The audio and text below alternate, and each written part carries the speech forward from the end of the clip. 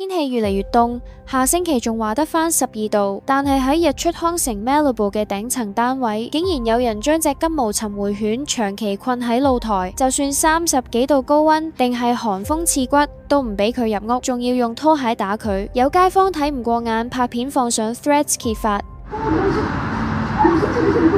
呢單懷疑虐狗事件。片段所見，狗狗不斷捉玻璃門哀求入內，但換嚟嘅竟然係一隻拖鞋打頭。到底係咩人咁狠心？點解要咁對待家中毛孩？我哋而家就去了解下。動物義工 Kenny 接受我哋 Channel V 電話訪問。咁喺個管理即係我喺個管理員個 group 入邊咧，就有一個叫阿 Jan 嘅女仔，咁就將條片 post 咗上嚟。咁我去就問我，咁我哋可以點做啊？因為原來佢已經報過 SPCA 9月份嗰陣時，10月份都報過，但係就冇理佢。佢哋主要個嗰個解釋就係話，你見到對面係咁，你知唔知邊一座啊？其實佢哋就唔知邊一座，就係知道係3座，因為Malibu 就有3座。咁你就話知道其中一座嘅頂樓。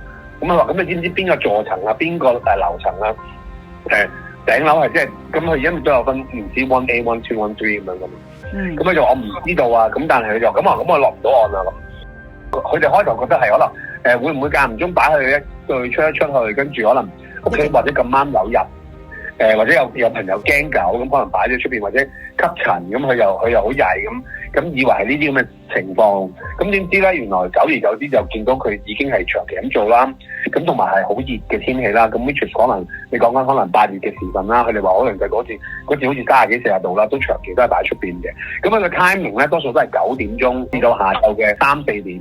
會唔會係真係個姐姐啊，或者返咗工，跟住之後放嚟，佢就放翻入去，咁可能主人都唔知嘅，因為你諗下嗰度係最高層嚟嘅，咁如果唔係最高層嗰附近咧都睇唔到嘅，咁點知咧？我琴日出咗 flash 啦，啲條一定會爆啦，咁啲 trip 都爆咗啦，咁好多人都留言俾我啦。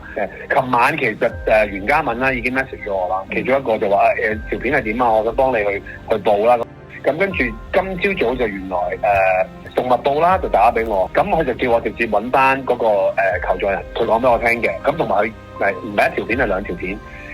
咁同時間咧有個女仔咧都係喺附近佢都係住頂樓嘅，佢嘅 video 咧就更加清晰嘅，因為佢係直望嘅，佢係平望佢嘅。咁佢就話長期都係咁嘅喎。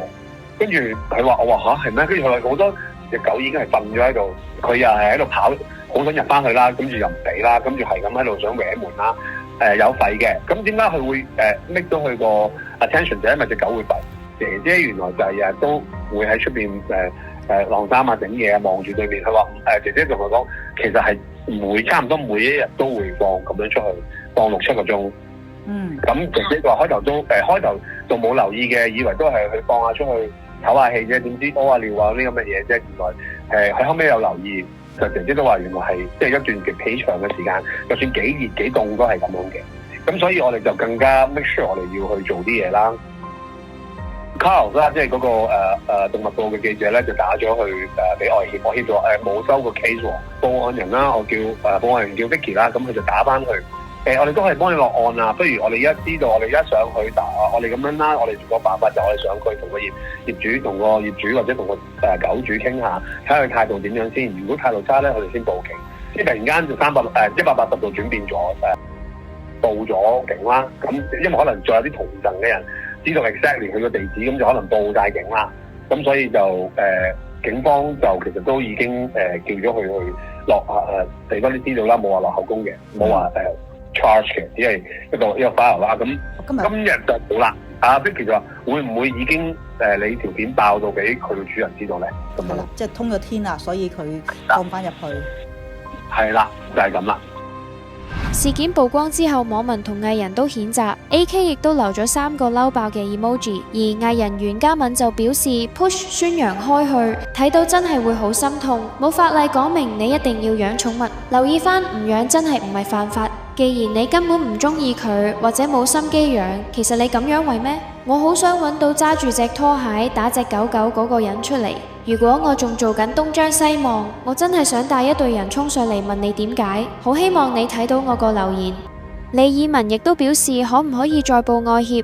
到底呢位狗狗主人係咩心態？點解要咁對待一個生命？而家愛協同警方已經開始調查，但係天氣不等人，下星期氣溫就會急降。嗰隻金毛尋回犬係咪又要喺寒風中度過？希望盡快幫到呢隻可憐嘅狗狗，等佢可以喺寒冬來臨之前返到一個溫暖嘅家。